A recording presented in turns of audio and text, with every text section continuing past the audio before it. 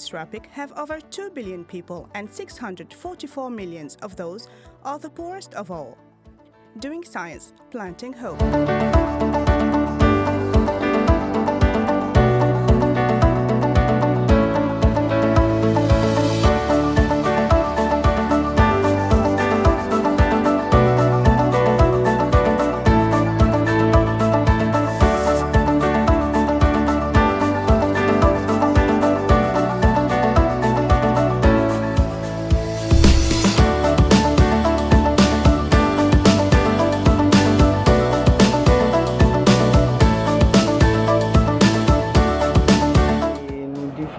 Les résultats de la recherche malienne en collaboration des partenaires comme ICRISAT et dans le domaine des arachides, les sorgho et les milles.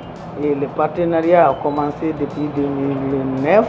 On a eu accès à de nouvelles variétés de sorgho comme Bobotier, Chevlé, et Sumba, Pablo, qui sont des variétés vraiment précoces et puis à rendement élevé.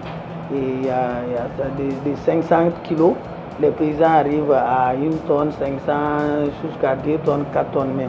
Nos quantités de semences à distribuer augmentent chaque année. Et ça, c'est grâce à l'accès des semences de base. Et il y a des variétés d'arachides aussi. Et il s'agit de fleur 11 qui est très très précoce et c'est rentable aussi. En coque, on peut avoir, en gousse, on peut avoir 1 tonne 500, 1 tonne 200 à l'hectare. Nos partenaires de la recherche, l'ICRISAT, je n'oublie pas l'IR bien entendu, pour avoir eu confiance en nous et mettre à notre disposition des technologies éprouvées que nous mettons à la disposition des paysans. Je peux dire que la collaboration en partenariat avec l'ICRISAT, ça a été fructifiant parce que on a eu de nouvelles variétés que nos clients qui sont les paysans maliens ont beaucoup aimé. À cause de l'expérience de vente, l'arachide de 1 tonne, maintenant on peut vendre jusqu'à 40 tonnes par an de semences d'arachide. Les sorgho, ça peut aller jusqu'à 100 tonnes, les milles, la même chose. Il faut dire qu'il faut que ce soit un partenariat vraiment de confiance, gagnant-gagnant, pour que nous puissions arriver à ce stade. 2003 à aujourd'hui, tous ceux-ci qui ont contribué à l'augmentation du revenu, de la production et de la productivité en milieu paysan, et donc du revenu du petit paysan, et qu'ils soient vraiment remerciés de tout ce qu'ils ont fait pour nous. Chercheurs aussi bien que vulgarisateurs, aussi bien qu'animateurs. Et je n'oublie pas la radio nationale, l'ORTM et tous les communicateurs de la presse, parce qu'au moment où nous étions en train de diffuser ces hybrides-là, ça n'a pas été facile du tout. Pablo vraiment a chika kosebe amese ka toni saba soro atar la ka se toni flani kilo keme duruma an nafa yɛrɛ fɔlɔfɔlɔ ye mun ye ni an ye dun ka fa bɔ a la an bɛ laban ka feereta bɔ a la o bɛ kɛ banafuraw ye dɔw bɛ don banafuraw la dɔw bɛ don musofuru nafolow ye dɔw bɛ kɛ musaka wɛrɛw ye. Ne tɔgɔ ye Mariam Kulibali ka bɔ Wakɔrɔ. Anw ye jɛkulu ye baara an bɛ ɲɔgɔn ka baara sinsinlen don tigako yɛrɛ kan. Nin filɛ nin an b'a fɔ nin ma ko maakɔrɔ kosɛbɛ bɛɛ muso kelen dɔ bɛ se ka tigɛ kisɛ kilo 500 kilo 600 700 tigɛ sisan min nana d'an ma danfara min b'u ni anw bolo ta cɛ u bɛɛ den ni anw bolo ta in ye ICRISAT sannikɛlaw ɲini an ɲɛ u y'a san 120 ka a minɛla fo ka na se san ma san o sa kɔni bi sa an bolo kilo 1 200.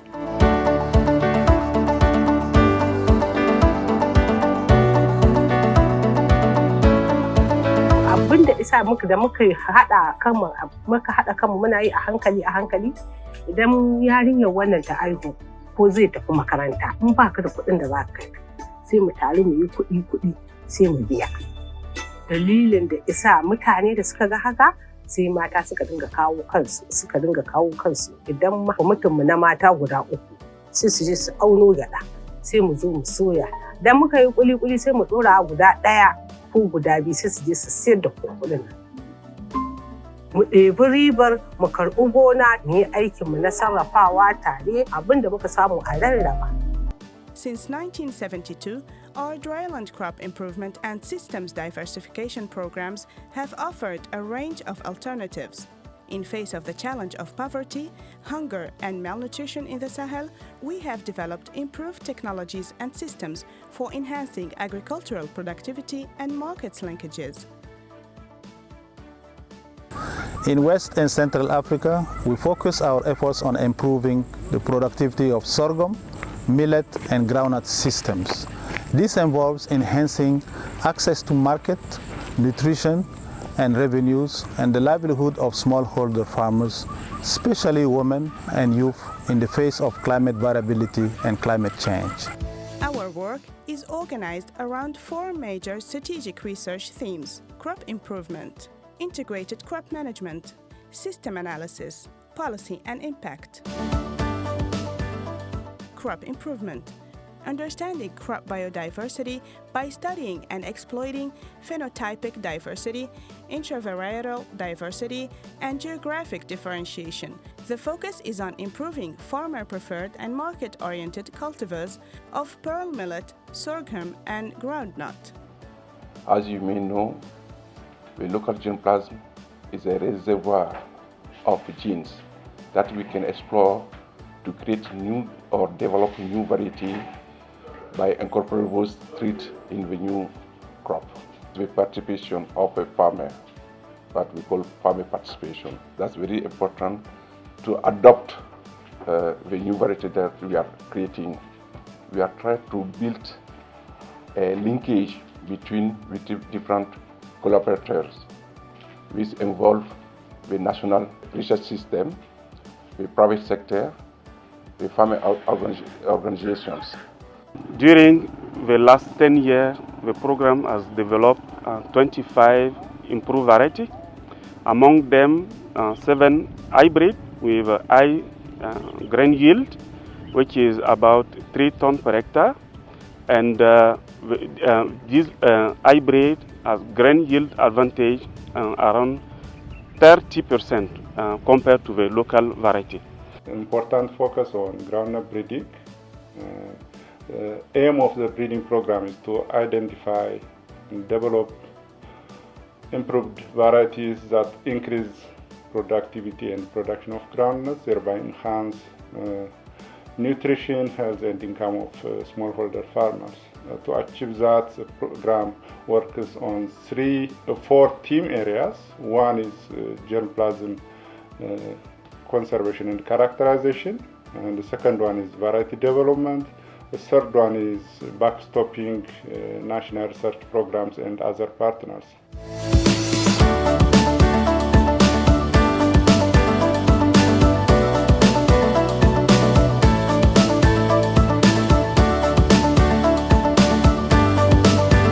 Sentinel-2 was run in 2016 over an entire season, providing this very granular data over at least 500,000 square kilometers for each country. So this means that now we have created between ICRISAT and the national system a processing chain and the capacity to process for any single smallholder field across the whole country. So this is a very massive piece of information that can be mobilized by different sectors, coming from the agricultural statistics for food security to the private sector, for example, the insurance sector, who would be willing to provide agricultural insurance to smallholder farmers, something that until recently has been barely, I would say, profitable for them.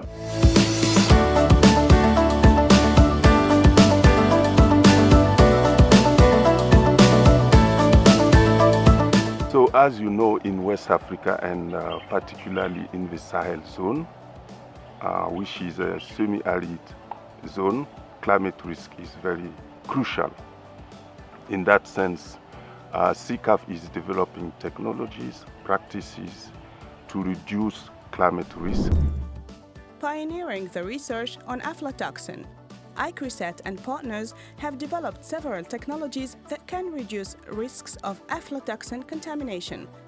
Les aflatoxines sont un groupe de mycotoxines et ce sont des substances cancérogènes sécrétées par certaines espèces de moisissures toxiques et principalement l'Aspergillus flavus. Et on les retrouve dans les produits agricoles mal conservés et mal produits. Les aflatoxines constituent aujourd'hui un problème de santé publique et aussi un danger sanitaire pour les humains et le bétail. Et quand elles sont en quantité suffisante dans les aliments, elles peuvent provoquer des maladies très graves, le cancer primaire du foie et d'autres types de cancers. Aussi, elles peuvent provoquer un retard de croissance chez les enfants et aussi une diminution de l'efficacité du système immunitaire. Et chez le bétail, elles peuvent provoquer un refus d'alimentation qui entraîne une perte de poids. La recherche sur l'aflatoxine, l'Icrysate, a commencé dans les années 1970. Ensuite, il y a eu la mise en place des laboratoires dans 5 centres de l'Icrysate. ICRISAT maintains a regional germplasm bank at its research center in Sador, Nigeria. This gene bank has been an important resource for strengthening and enriching the diversity of crab gene pool for breeding programs in the region. L'objectif de cette banque de gènes qui a été créée en 1991, un des objectifs est de mettre à la disposition de tous ceux qui utilisent les ressources phytogénétiques, donc des graines ou des semences, des accessions, afin de les utiliser dans les processus de transformation, de croisement.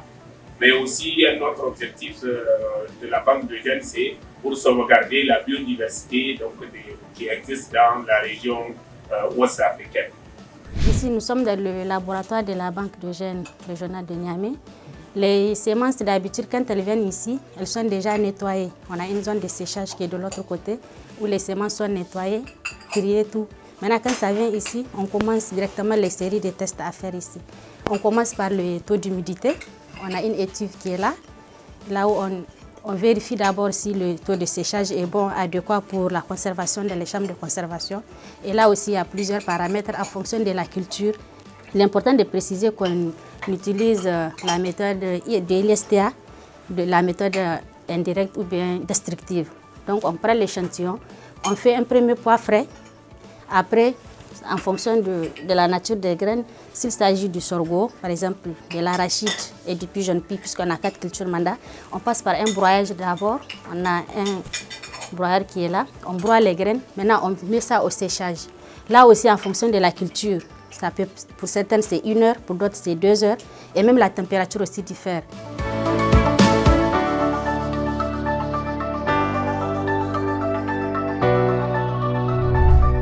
Science, planting hope. Thanks to all our donors. Thanks to all our partners. The journey continues.